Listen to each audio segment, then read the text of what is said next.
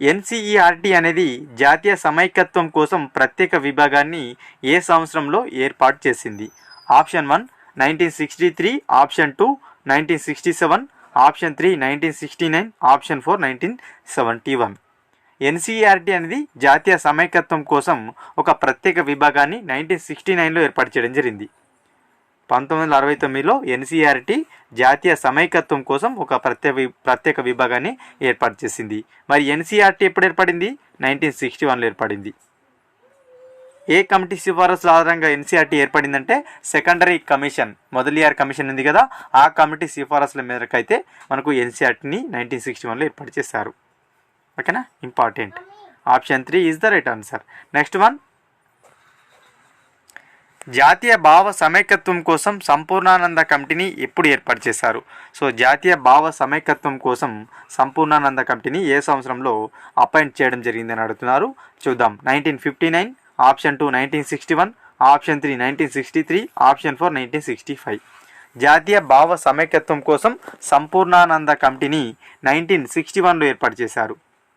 1961లో ఈ కమిటీ ఏర్పడింది. ఏ committee? Sampurnanand committee. దేనికోసం? జాతీయ భావ సమైక్యత్వం కోసం. సో మొత్తంగా ఈ కమిటీలో ఎంతమంది సభ్యులు ఉన్నారంటే 1+9 అంటే 10 మెంబర్స్ ఉన్నారు. సంపూర్ణానంద అధ్యక్షతన మరొక 9 మంది కలుపుకొని మొత్తంగా 10 మంది సభ్యులతోటి ఈ కమిటీని వేయడం జరిగింది. దీన్నే జాతీయ భావ సమైక్యత కమిటీ అంటారు. Option 2 right answer. Next one, NPE 1986లో జాతీయ సమైక్యత్వం కోసం సంబంధించి ఎన్ని అంశాలను సూచించింది? సో ఎన్పిఈ ఉంది కదా, 1986లో వచ్చిన జాతీయ విద్యా విధానం ఏదైతుందో ఇది జాతీయ సమైక్యత్వం కోసం ఎన్ని అంశాలను సూచించింది అని అంటున్నారు. మొత్తంగా 10 అంశాలను సూచించింది. జాతీయ సమైక్యత్వం కోసం ఎన్పిఈ 1986 10 అంశాలను సూచించింది. Option 3 right answer. ఓకేనా, ఇంపార్టెంట్. నెక్స్ట్ వన్, లైంగిక విద్యను పాఠ్య ప్రణాళికలో పొందుపరచాలని చెప్పిన కమిటీ ఏది? లైంగిక విద్యను పాఠ్య ప్రణాళికలో పొందుపరచాలని చెప్పిన కమిటీ ఏదని అడుగుతున్నారు. Option 1 Durgabai Deshmukh committee, option 2 Kothari commission, option 3 Hansa Mehta committee, option 4 NPE 1986. So లైంగిక విద్యను పాఠ్య ప్రణాళికలో పొందుపరచాలని చెప్పిన కమిటీ లేదా కమిషన్ వచ్చేసి Hans Mehta committee. Hans Mehta committee important. So ఏ ఇయర్లో ఏర్పాటైంది హన్స్ మెహతా కమిటీ అంటే 1962లో ఏర్పాటు అవడం జరిగింది. శ్రీ విద్యను పరిశీలించి శ్రీ విద్య అభివృద్ధికి తగు సూచనలు చేయడం కోసం దీన్ని ఏర్పాటు చేశారు. ఓకేనా, ఇంపార్టెంట్. 1962లో ఏర్పాటైంది. నెక్స్ట్ వన్, గ్రామంలో చదువుకున్న మహిళల్ని స్కూల్ మదర్స్గా పనిచేసే విధంగా ప్రోత్సహించాలని చెప్పిన కమిటీ ఏది? సో విలేజెస్లో చదువుకున్న మహిళలు ఉంటారు కదా, వారిని స్కూల్ మదర్స్గా చేసే విధంగా ప్రోత్సహించాలని చెప్పిన కమిటీ ఏదని అడుగుతున్నారు. చూద్దాం. Option 1 Kothari commission, option 2 secondary విద్యా commission, option 3 Shri Prakash committee, option 4 భక్త వాత్సల్యం కమిటీ. సో మనకు గ్రామంలో చదువుకున్న మహిళలు ఎవరైతే ఉంటారో వారిని స్కూల్ మదర్స్గా చేసే విధంగా ప్రోత్సహించాలని చెప్పిన కమిటీ భక్త వాత్సల్యం కమిటీ. భక్త వాత్సల్యం కమిటీ ఏ సంవత్సరంలో ఏర్పాటైంది అంటే 1963లో ఏర్పాటైంది భక్త వాత్సల్యం కమిటీ.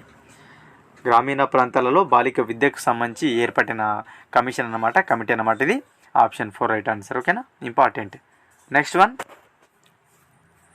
జాతీయ సమైక్యత అనేది ఇటుక సిమెంట్ వేసి నిర్మించేది కాదు, ప్రజల ఆలోచనలో రావాల్సిన మార్పు అని అన్నది ఎవరు?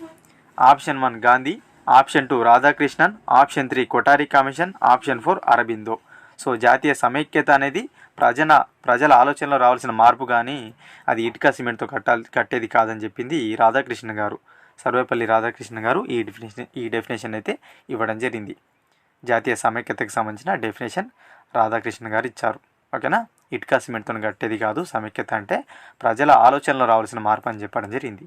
Option 2 right answer. Next one, Kothari కమిషన్కు కార్యదర్శిగా ఎవరు వ్యవహరించారు? Option 1 AN Basu, option 2 JP Naik, option 3 Ravindra Prasad, option 4 Bhakta Vatsalam. Kothari commission 1964 to 66 అందరు తెలిసిన సంగతి తెలిసిందే. సో ఈ కమిషన్కు చూసుకున్నట్లయితే మనకు జేపీ నాయక్ కార్యదర్శిగా వ్యవహరించారు. ఎవరు? జేపీ నాయక్. కొఠారి కమిషన్కు కార్యదర్శిగా వ్యవహరించడం జరిగింది. అదేవిధంగా మనకు మొదలియార్ కమిషన్ ఏదైతుందో దీనికి ఏఎన్ బసు కార్యదర్శిగా వివరించారు.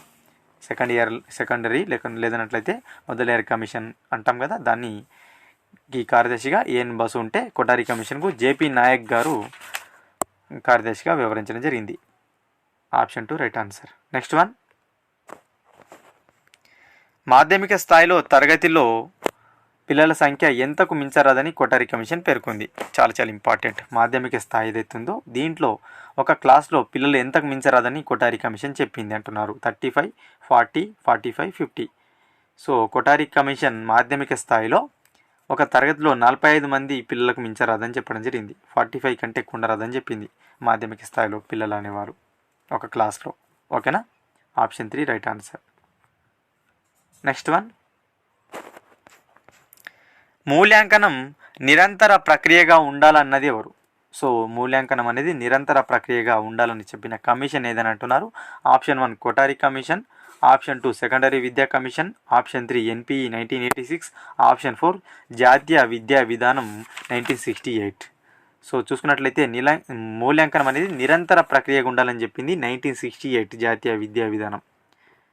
మూల్యాంకనం అనేది నిరంతర ప్రక్రియగా ఉండాలని చెప్పింది జాతీయ విద్యా విధానం 1968. Option 4 is the right answer. Next one and last one,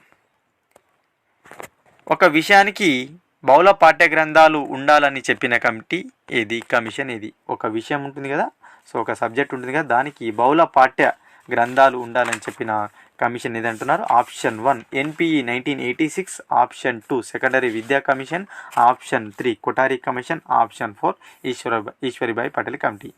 so ఒక విషయంకి సంబంధించి ఒక సబ్జెక్టుకు బహుళ గ్రంథాలు ఉండాలని చెప్పిన కమిషన్ లేదా committee Kothari commission. 1964 Kothari commission ఈ విషయాన్ని చెప్పడం జరిగింది. ఏ విషయాన్ని? ఒక విషయానికి బహుళ పాఠ్య గ్రంథాలు ఉండాలని చెప్పింది. Option 3 is the right answer.